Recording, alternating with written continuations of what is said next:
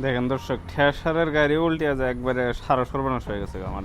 Finally guys, আজকে আপনাদের সঙ্গে একটা দুঃখের কথা শেয়ার করি। দেখেন এই গাড়িটার অবস্থা দেখেন আগে, তারপরে দেখেন ওয়ালের অবস্থা দেখেন বা গাছগাছলির অবস্থা দেখেন।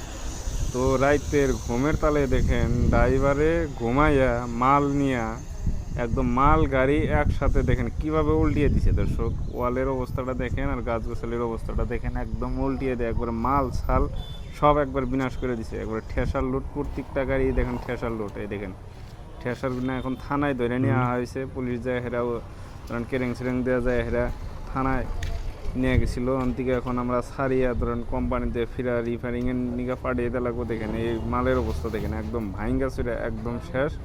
মালের অবস্থাও শেষ, গাড়ির অবস্থা দেখেন, গাড়ির অবস্থাও শেষ, একদম অল্প বিপদে বেড়ে গেছি একদম। দেখেন অবস্থাটা দেখেন দর্শক, গাড়ি ঘোড়ার অবস্থাও শেষ, মালের অবস্থাও শেষ একদম। ফার্স্ট টাইমে একটা একবারে এরকম একটা জাথা খেয়ে গেলাম আমরা। এবারকার বিজনেসটা একদম খারাপ হয়ে যাবে মনে হয়।